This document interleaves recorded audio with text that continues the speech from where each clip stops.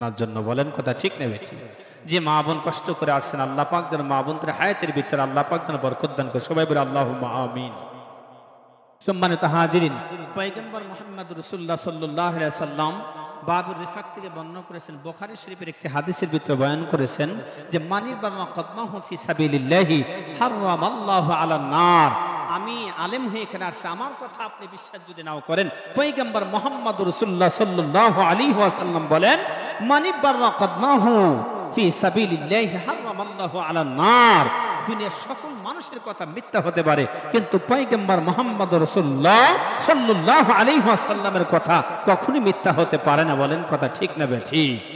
পয়গম্বর মুহাম্মদ রাসূলুল্লাহ সাল্লাল্লাহু আলাইহি ওয়াসাল্লাম বলেন মানি বাররা কদমাহু ফি সাবিলিল্লাহি হারামাল্লাহু আলান নার। বলেন এই ধর্মীয় যেখানে আলোচনা করা হয়, এই আলোচনা শোনার জন্য যদি কোনো মুসলিম নারী অথবা পুরুষ বাড়ির থেকে হাঁটি হাঁটি পা পা করে রওনা করেন, আল্লাহ পাক বলেন তার প্রত্যেকটা কদমের বিনিময়ে আমি আল্লাহ পাক এক একটা করে গুনাহ লিখে দিই, গুনাহগুলো মাফ করে আমি আল্লাহ পাক একটা নেকি লিখে দিই। সুবহানাল্লাহ বলেন। তাহলে আপনি বাড়ির থেকে যতগুলো কদম ফেলেছেন, এই কদম উঠেছে আর গুনাহ আল্লাহ পাক কি করেছেন? মাফ করে দিয়ে আপনার আমল নামায় আল্লাহ নেকি লিখে দিয়েছেন। সুবহানাল্লাহ বলেন। শুধু তাই নয়, বলতেছেন যে মানুষগুলো, যে নারীগুলো কোরআনের বয়ান শোনার জন্য বাড়ির থেকে রওনা করেছে, তার পায়ের সাথে যতগুলো ধুলাগুলো উড়েছে, এই ধুলাগুলো তার জন্য মাগফিরাত কামনা করে। সুবহানাল্লাহ বলেন। আমার আর আপনার জন্য কি করতেছেন?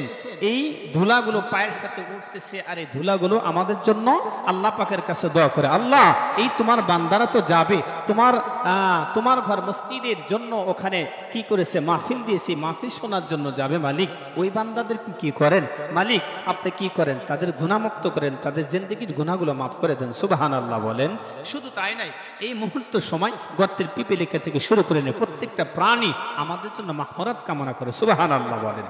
তাহলে বাড়িতে যারা বসে আছে তারা কি এই আল্লাহ পাকের এই রহমতের পাখিগুলো, আল্লাহ পাকের সেই দয়া রহমতের যেই অবলা, যাদের কোনো গুনাহ নাই, সেই প্রাণীগুলো যে দোয়া করে, এই দোয়ার ভাগ্য কি সবার কপালে নসিব হয়েছে? বলেন সবার না। যারা এখানে এসেছে বসেছে, আল্লাহ পাক তাদেরকে এই সুযোগ আল্লাহ পাক দান করেছেন। এই জন্য আমি আপনাদের সামনে, আমাকে কমিটির পক্ষ থেকে বলা হয়েছে 12টার মধ্যে সবকিছু শেষ করে দেওয়ার জন্য। এই জন্য আপনাদেরকে ঘন্টাখানেক কষ্ট দেব। কোন বাবারা, কোন যুবক ভাইরা একটু 1 ঘন্টা কষ্ট করুন, একটা হাত তুলে দেখান তো মালিক। নারায়ে তাকবীর। আল কোরআনের আলম, একটা আওয়াজ দেবেন। আল কোরআনের আলম, আল হাদিসের আলম, ইসলামের শত্রুরা, মুসলমানের দুশমন, মুসলমানের শত্রুরা, নারায়ে তাকবীর, নারায়ে তাকবীর। হাত নামান। কেউ তো যাবেন না বাবা, আখিরি মোনাজাত করে ইনশাআল্লাহ আমরা এখান থেকে বিদায় হয়ে যাব। এই জন্য সম্মানিত হাজিরিন, সর্বোচ্চ আপনাদের সামনে আমি 1 ঘন্টা একটু কষ্ট করব। আপনারা যদি একটু সময় দেন বাবা, যদি আপনারা একটু মেহেরবানি করে আল্লাহর রাস্তে আপনাদের এই দামি একটা সময়কে আজকে যদি কোরবানি করেন, এই কোরবানির বিনিময়ে যেন আল্লাহ পাক আমাদের, অনেকের এখানে মা নাই, অনেকের বাবা নেই, আত্মস্বজন কবরে ঘুমে আছে। বলেন কথা ঠিক নেবে ঠিক? আসলে আমরা তো মা বাবাকে, এমনও কোনো বাড়ির এমনও ফ্যামিলি আছে যে মা বাবাকে কবরস্থ করে আছে, আর মনে হয় একদিনও ওই কবরের পাশে যা দোয়া করে না, এরকম এমনও ফ্যামিলি আছে। বলেন কথা ঠিক নেবে ঠিক? যে কবরস্থ করলাম, আহারে আজকে আমি আমার মাকে কবরে দাফন করেছি, আজকে আমার বাবাকে কবরে দাফন করেছি, আমার মাকে কবরে দাফন করেছি। আমার বন্ধু যুবক ভাই একসাথে মোটরসাইকেল চালাইতাম, একসাথে গাড়ি চালাইতাম, রোড অ্যাক্সিডেন্টে মারা গেল, ভাই এই বন্ধুকে কবরে রেখে আসলাম, কিন্তু বছরকে বছর গেল, সপ্তাহে সপ্তাহ গেল, আমরা বন্ধু মা বাবার কবরের পাশে যাইয়া আমরা কোনোদিন হাত তুলে দোয়া করতে পারলাম না। বলেন কথা ঠিক না বেঠিক? এমনও অ্যাক্সিডেন্ট, এমনও কিছু গ্রামের ভিতরে এমনও ফ্যামিলি আছে যে মা বাবাকে কবরস্থ করেছে, কিন্তু মা বাবার কবরে পাশ দিয়ে ধূমপান বিড়ি সিগারেট খাইতে খাইতে যায়, কিন্তু ওই সন্তানের মুখ দিয়ে সূরা ফাতিহা বলে মা বাবার কবরের জন্য দোয়া করতে পারে না। বলেন কথা ঠিক না বেঠিক? আরে আমি যখন মারা যাব, আপনি যখন মারা যাবেন, আমি যখন মারা যাব, আমার সন্তানের আমার কবরে পাশ দিয়ে যাবে, ওরকম ভাবে ধূমপান টানতে টানতে যাবে। বলেন কথা ঠিক না বেঠিক? এই জন্য সম্মানিত হাজিরিন, এই দুনিয়া সব কিছু একদিন শেষ হয়ে যাবে, এই দুনিয়া সব কিছু একদিন এই শেষ হয়ে যাবে। আসলটা আমাদের সামনে বেশি আসবে, সেটা হলো আমাদের কবর জগৎ। বলেন কথা ঠিক না বেঠিক? এই কবর জগতের জন্য, কবরের জন্য প্রস্তুতি আমরা কি নিয়েছি বাবা? এই কবরের প্রস্তুতি, আখিরাতের প্রস্তুতি একজন মানুষের দিলের ভিতরে নাই। এই যে রাস্তাঘাটে আসলাম, গাড়ির ভিতরে দেখলাম বিভিন্ন চাষটালের ভিতরে, বিভিন্ন হোটেলের ভিতরে, দোকানপাটের ভিতরে বেশিরভাগ দেখলাম কি 4 কাপ হাতে নিয়ে বেশিরভাগ বাবার বয়সী মুরব্বীরা, এই মুরব্বীদের এমন অবস্থা হয়েছে তাদের দেখলাম এরকম মুখে ওরকম গোস্ত নাই, চলের ভিতরে চা ঢেলে খাওয়া যাবে, সেই ওই শ্রেণীর মুরব্বীরা দেখলাম চা খাচ্ছে আর এরকম টেলিভিশন দেখতেছে। বলেন কথা ঠিক নেবে ঠিক? তাহলে আমার গাড়িগুলো পেকে গেছে, আমার মুখের ভিতরে গোস্ত নাই, শুধু হাড্ডি, তাহলে আমরা টেলিভিশনের সামনে বসে বসে আমরা সময়টাকে নষ্ট করতেছি, অথচ আমাদের পিছনে তাজদার সব সময় কি করছে, ধাওয়া করে আসতেছে, আমাদের পিছনে তাজদার সব সময় ঘুরতেছে। বলেন কথা ঠিক নেবে ঠিক? আসলে আল্লাহ পাক যে আমাদের সাথে আছেন, আল্লাহ পাক যে আমাদের নিকটে আছেন, এটা আমরা বুঝতে পারি না। বলেন কথা ঠিক নেবে ঠিক? নাহনু আকরাবু ইলাইহি মিন হাবলিন ওয়ারিদ। আল্লাহ পাক বলেন, বান্দারে আমি তোমাদের কত নিকটে আছি, আমি তোমাদের কত নিকটে আছি সেটা তুমি বুঝতে পারো না। বলে তোমার একটা ঘাড় ফিরতে যতক্ষণ দেরি না হয়, তাকাইতে যতক্ষণ দেরি না হয়, আমি আল্লাহ পাক তার সাথে তোমার নিকটে বসে আছি। সুবহানাল্লাহ বলেন। আমরা এখানে বসে আছি, শুধু আমরা নয়, আল্লাহ পাক আমাদের সাথে বসে আছেন। সুবহানাল্লাহ বলেন। আল্লাহ পাকের ফেরেশতা আমাদের সাথে বসে আছে। আল্লাহ রাব্বুল আলামিন বলেন, আনা জালিসু মান যাকারানি, কোন বান্দা যদি কি করে, দিনী কথা শোনার জন্য বসে, আল্লাহ পাক আসমান থেকে ডাক দেয়, বলে বান্দারে তুমি একা এখানে বসো নাই, আমি আল্লাহ পাক আমি তোমার সাথে রহমতের চাদর নিয়ে, মাগফিরাতের চাদর নিয়ে আমি তোমাদেরকে বেষ্টন করে তোমাদের সাথে বসে যাই। সুবহানাল্লাহ বলেন। আমরা বুঝতে পারি না, বোঝার মতো শক্তি আমাদের আসলে হয় নাই, এই জন্য আমরা ওটা অনুভব করতে পারি না। আল্লাহ পাক এই মুহূর্তে আল্লাহ পাকের রহমতের চাদর নিয়ে আল্লাহ পাক নিজে আমাদের সাথে বসে আছেন। এটা আল্লাহ পাকের জবান দিয়ে আল্লাহ পাক বলেছেন, আনা জালিসু মান যাকারানি, ও বান্দা তোমার সাথে আমি আল্লাহ রহমতের চাদর নিয়ে তোমাদের সাথে সাথে বসে থাকি। সুবহানাল্লাহ বলেন। এই জন্য আল্লাহ পাক রহমত নেওয়ার জন্য এখানে এসেছি, বক্তার কণ্ঠ আর চেহারা দেখার জন্য এখানে আসিনি। বলেন কথা ঠিক নেবে ঠিক? আল্লাহ পাককে খুশি করার জন্য এসেছি। মসজিদে মাহফিল আল্লাহ পাককে খুশি করার জন্য, মসজিদে উন্নয়ন হবে আল্লাহ পাককে খুশি করার জন্য। যা কিছু করবো না কেন একমাত্র আল্লাহ পাকের জন্য করব। বলেন কথা ঠিক নেবে ঠিক? এই জন্য আমাদের ভালোবাসা থাকতে হবে কার প্রতি? আল্লাহ রসুলের প্রতি। বলেন কথা ঠিক নেবে ঠিক? আমি একটা আয়াতে কারিমা তেলাওয়াত করেছি এবং একটা হাদিসও তেলাওয়াত করেছি, সেটা হলো পয়গম্বর মুহাম্মদ রাসূলুল্লাহ সাল্লাল্লাহু আলাইহি সাল্লামের আদর্শ নিয়ে আমাদেরকে কি করতে হবে, দুনিয়ার থেকে যেতে হবে। আল্লাহকে পেতে চাইলে মহব্বত, আল্লাহ রসুল সাল্লাল্লাহু আলাইহি সাল্লামকে বেশি বেশি মহব্বত করতে হবে। আল্লাহর রসুলকে যত মহব্বত করবে আল্লাহকে তত তাড়াতাড়ি পেয়ে যাবো। আল্লাহর পয়গম্বরকে যত আমরা দূরে ছেড়ে দেব, আল্লাহর থেকে আমরা তত দূরে থাকবো। বলেন কথা ঠিক নেবে ঠিক?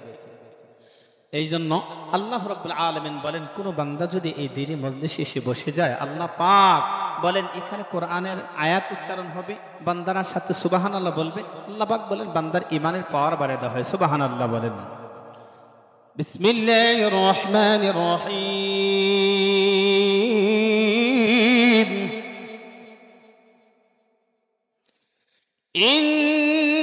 ইন্নামাল المؤمنون الذين إذا ذكر الله وجلت قلوبهم وإذا تليت عليهم آياته زادتهم إيمانا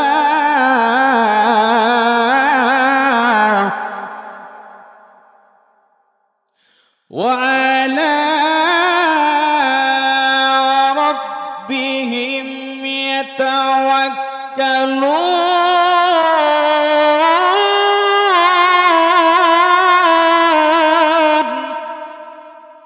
আল্লাহ রাব্বুল আলামিন এখানেই বলেছেন, যখন কোনো মুমিন বান্দার সামনে কোরআন তেলাওয়াত করা হয়, আল্লাহ পাক বলেন তার ঈমানের পাওয়ার আল্লাহ পাক বাড়ায় দেন। সুবহানাল্লাহ বলেন। তার সামনে যদি আল্লাহ পাকের আয়াত তেলাওয়াত করা হয়, আল্লাহ পাকের নামটা যখন উচ্চারণ করা হয়, মুমিন বান্দারা কি হয়, আল্লাহ পাকের নাম শুনে তাদের হৃদয়টা ভীতি সাব্যস্ত হয়, আল্লাহর প্রতি ভয় হয়। এই জন্য সম্মানিত হাজিরিন, এই জন্য আপনাদের সামনে যখন কোরআনের আয়াত তেলাওয়াত করা হবে, আপনাদের ঈমান, আপনি যদি তেলাওয়াত নাও করতে পারেন, শুনলেও আল্লাহ পাক আপনার ঈমানকে তাজা করে দিবেন। সুবহানাল্লাহ বলেন। এই জন্য এখানে বসলে লাভ, লস নাই বাবা। বলেন কথা ঠিক নেবে ঠিক? এই জন্য মুসলমান বন্ধুগণ আমার, বাবাজি কোনো দিকে নজর দিবেন না, কোনো দিকে খেয়াল করবেন না। এ নাটোরে বাবাজি